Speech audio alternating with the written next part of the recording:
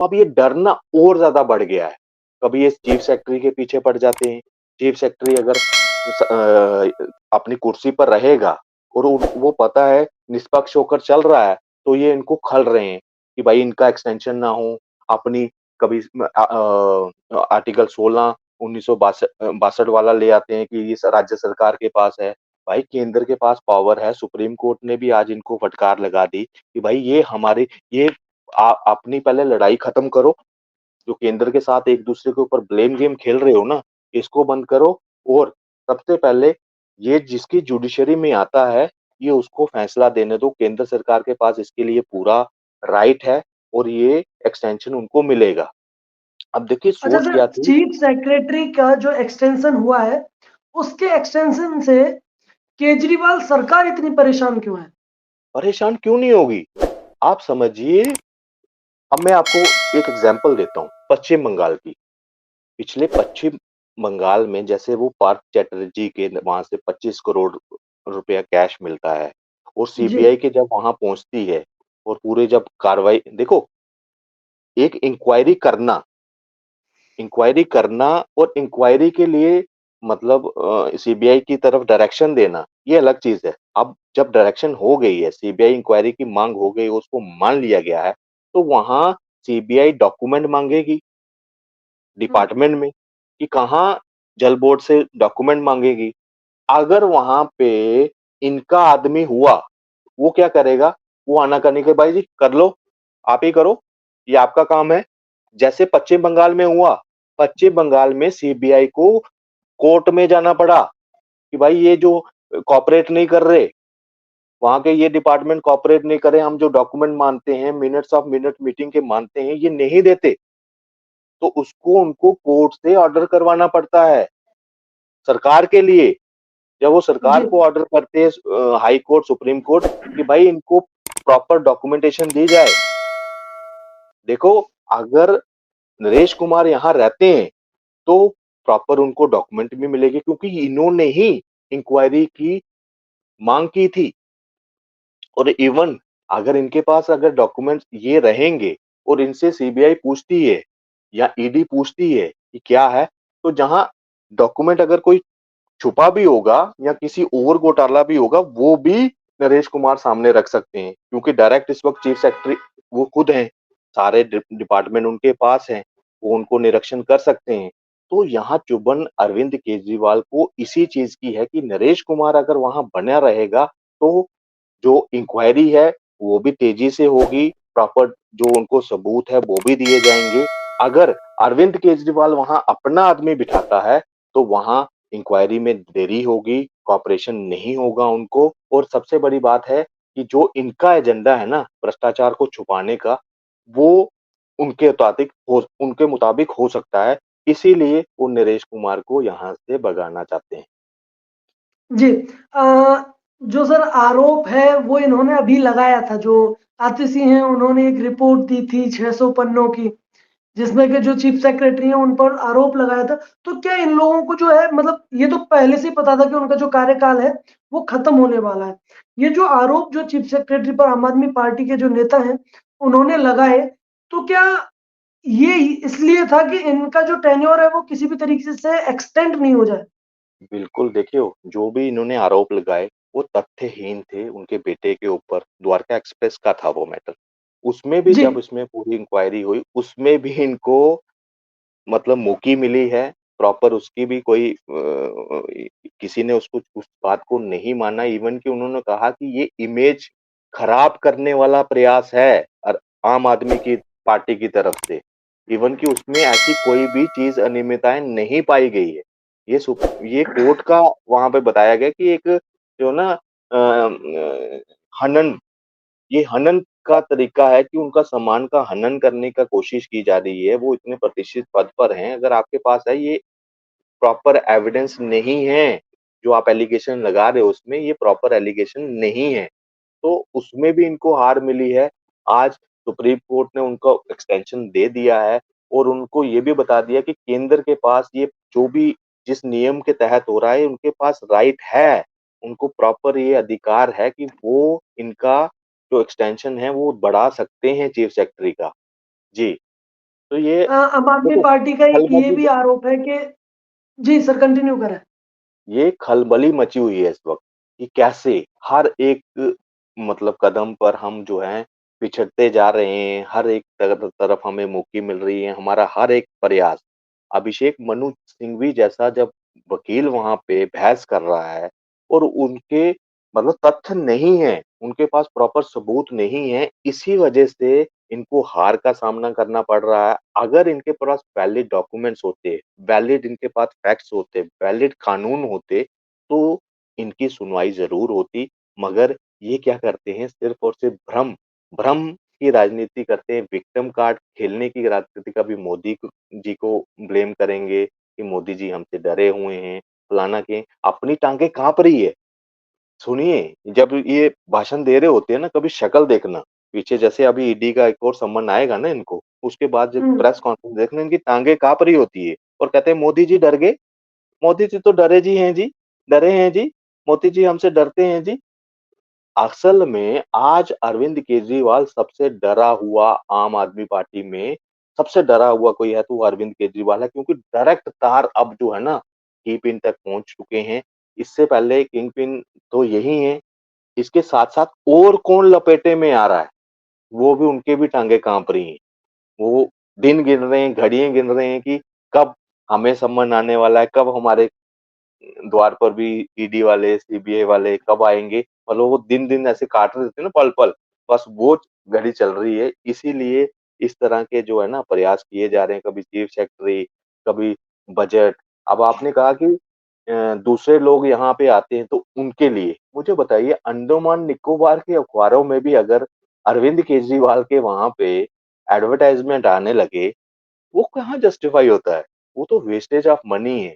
फिर कहते हैं कि न्यूयॉर्क जॉब टाइम में हमारा आर्टिकल छप गया। जिसका 550 करोड़ रुपए का जिसका बजट हो, वो न्यूयॉर्क क्या टाइम क्या वो तो किसी अमेरिका के अखबार में दे सकता है।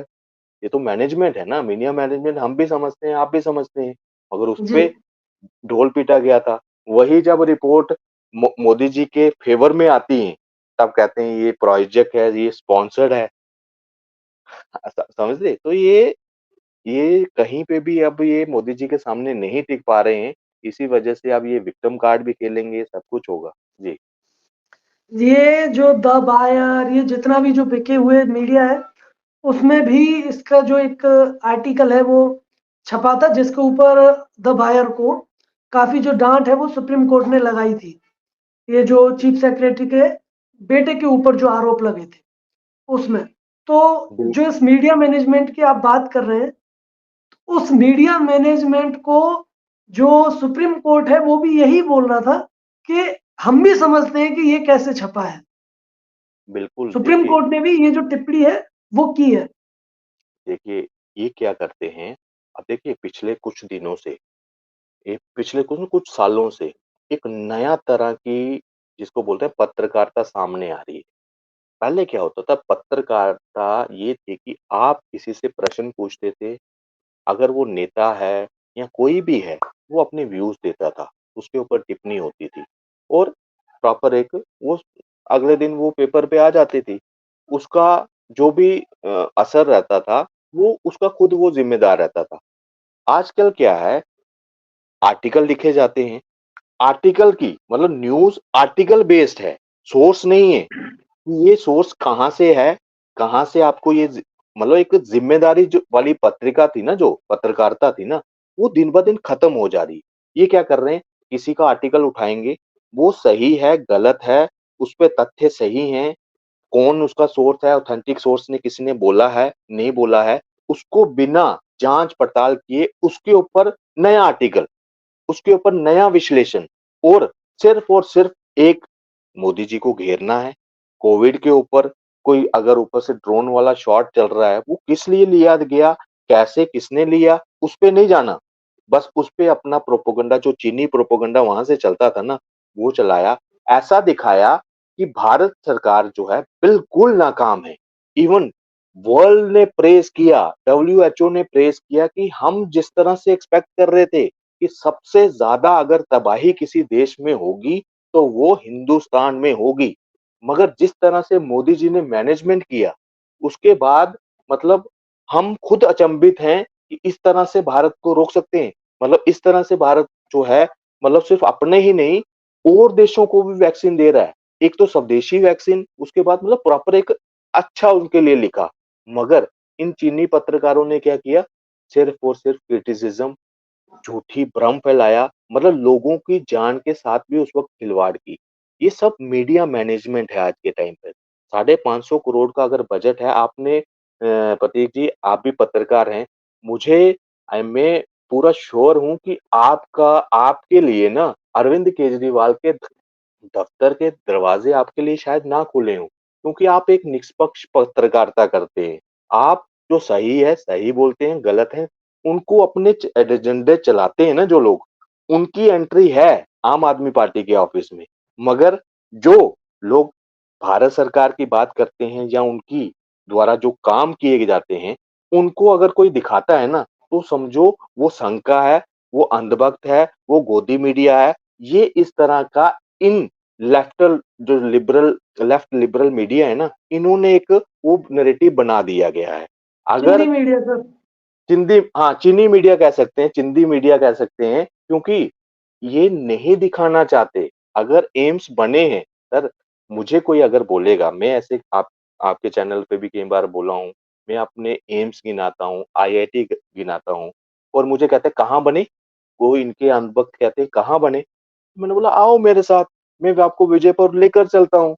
वहाँ एम्स चल रहा है, वहाँ क्लासेस भी शुरू हो गई हैं, सब कुछ है। आईआईटी जाना है, मैं आपको आईआईटी में भी ले जाऊँगा, नगरोटा में उसका वो है, आईआईएम हमारे में हमें तो फर्स्ट टाइम मिला है ना, आओ।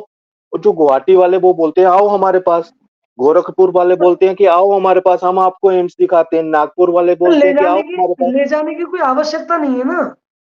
देखिए बात वर्ल्ड सुनिए, क्लास वर्ल्ड क्लास जब दिल्ली को मोहल्ला क्लिनिक मिले हैं, जिनमें गधे घूमते हैं और दवाइयाँ हैं नहीं, तो इस तरीके की जो जिन्हें वर्ल्ड क्लास की जो मैं प्रतीक जी फैसिलिटीज़ हैं, जो उन्हें मिल रही मैं हैं। आपको दर्शक हमें देख रहे हैं और यहाँ से नहीं पूरे दुनिया के देखेंगे, दुनिया के पूरे हिंदुस्तान के देखेंगे।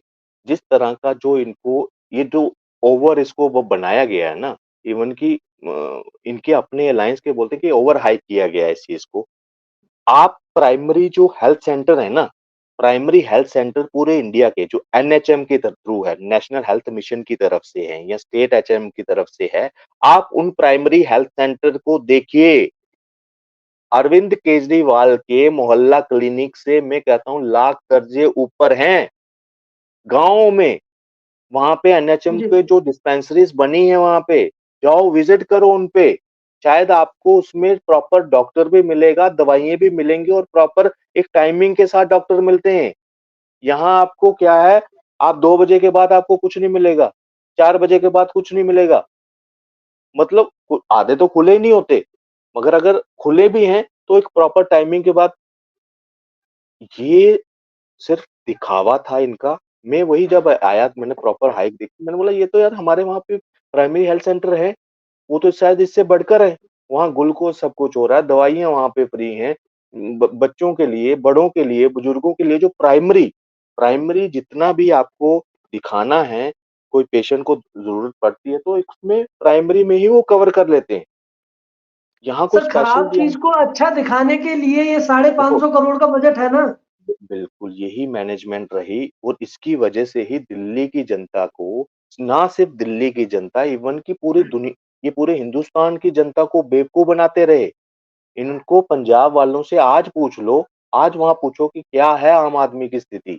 बोलते हैं हमने गलती कर दी। वो सर पीट रहे हैं अपना। इस तरह के हालात बनाकर रख दिए है। मतलब हर एक वादे में ये आदमी नाकाम रहा है। मैं सफाई कर्मचारियों के बीच में था आज। आज वो इन्होंने कुछ साढ़े 600 6000 समथिंग कुछ 650 या कुछ 650 नए सफाई कर्मियों के लिए है।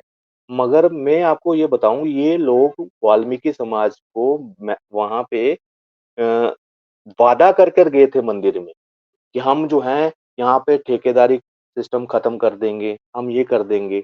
आज ठेकेदारी सबसे ज़्यादा अगर देख कोई जूझ रहा है, वो वाल्मीकि समाज इनके उनको भी वादा कर गए थे। कि नई जो है हम इस व्यवस्था को हम पुरानी वाली व्यवस्था लाएँगे, उसमें ठेकेदारी सिस्टम नहीं होगा, परमानेंट एम्प्लॉइज होंगे, क्योंकि सफाई तो रोज का काम है ना, वो वन डे तो जी है नहीं कि कॉन्ट्रैक्ट में उसमें बाउंड किया जाए। तो उसमें भी ये मतलब असफल साबित हुए हर एक मुद्दे पर। अब समय जो है वो आ गया है, 2025 कौन सी दूर है, ये दूध का दूध, यहाँ की दिल्ली की जनता ही इनको दिखा देगी इनकी औकात क्या है। जी। सर, मेरा एक आखिरी सवाल है। सवाल यही है कि देखिए, जो दिल्ली के मुख्यमंत्री हैं, श्री श्री 1008 श्री अरविंद केजरीवाल जी, अपने आप को बहुत पढ़ा लिखा कहते हैं कि सर मेरे जैसा पढ़ा लिखा नेता भारत को नहीं मिला है। बहुत पढ़े लिखे, आईआईटी वाईआईटी पता नहीं फिर क्या क्या गिनाने लगते हैं। तो मैं ये जानना चाहता हूं कि देखिए, जो ये जो सेम सिस्टम है जो दिल्ली में है, राजनीति, जो राजनेता होते हैं और जो प्रशासन में जो लोग रहते हैं एडमिनिस्ट्रेशन में, दोनों अपना जो तालमेल है वो बनाकर चलते हैं। आप बिल्कुल। उत्तर प्रदेश देख लीजिए, मैं ये नहीं कह रहा हूं कि योगी आदित्यनाथ के टाइम में, अखिलेश यादव के टाइम में भी देख लीजिए। आप जम्मू कश्मीर देख लीजिए, आप बिहार देख लीजिए, महाराष्ट्र देख लीजिए, अरुणाचल प्रदेश देख लीजिए, तमिलनाडु देख लीजिए, मतलब कोई भी स्टेट देख लीजिए, सभी में जो राजनीति और प्रशासन दोनों आपस में तालमेल बनाकर चलते हैं। वहीं बिल्कुल। पर ये जो सबसे ज्यादा जो पढ़े लिखे नेता हैं, उनके दिल्ली में पिछले 9 सालों में ये क्यों नहीं हो पाया? कोई भी काम होता है उस पर जो आरोप है ये लगा दिया जाता है कि सब मैं ये काम करना चाहता हूँ, मुझे ये अधिकारी नहीं करने दे रहा है, मुझे केंद्र सरकार नहीं करने दे रही है, मुझे एलजी नहीं करने दे रहा है। तो ये जो प्रशासन और राजनेता का जो तालमेल है वो दिल्ली में क्यों नहीं बैठ पा रहा है? देखिए, इसमें सबसे बड़ा कारण क्या है, अ, ये जो प्रशासन को ये अपने अकॉर्डिंगली, अपने अनुकूल, कि मुझे, अब मैं इस कुर्सी पे और आ गया हूँ, मुझे पैसे कैसे बनाने हैं, मुझे मतलब वो जो पहले सिस्टम था ना, ठीक है, आप सिस्टम बदलने की बात कर रहे थे, मगर आपने सिस्टम बदलते-बदलते अपनी भूख इतनी बढ़ा दी वहाँ पे कि आपकी कोई अगर बात नहीं मानता है वहाँ पे, कोई भ्रष्टाचार की अगर आप वो आपकी हाँ में हाँ नहीं मिलाता है, तो वो आपका दुश्मन हो जाता है। फिर आप मीडिया पे चिल्लाने लगेंगे कि भाई ये चीज़ नहीं है। सबसे पहले अरविंद केजरीवाल को ये समझना चाहिए कि दिल्ली केंद्र शासित राज्य है, ये दूसरे राज्यों की तरह नहीं है। इसको समझने में ही दिल्ली अरविंद केजरीवाल को 5 से 6 साल लग गए। अभी भी लड़ाई वही चल रही है। ये दिल्ली की, इनको पता है मेरा दायरा क्या होना चाहिए, एक मेयर का क्या दायरा है, एक सीएम का क्या दायरा है, एक एमपी का दायरा क्या है, वो इनको नहीं पता। ये अपने आप को पढ़े लिखे सीएम कहते हैं, मगर मैं कह रहा हूँ सबसे बड़ा नालायक आदमी अगर कोई है तो वो अरविंद केजरीवाल है। इन्होंने सिस्टम को समझने की कोशिश ही नहीं की। कि मेरे पास देखो, ये दूसरों की पावरों की बात करते रहे कि दूसरे वाले ये कर रहे हैं, दूसरे वाले ये कर रहे हैं। इन्होंने कभी अपनी पावर को समझा ही नहीं। सबसे बड़ी बात, इन्होंने आते ही केंद्र पे, इनका लड़ाई थी कांग्रेस के साथ। केंद्र के साथ इनको तालमेल बनाना चाहिए था।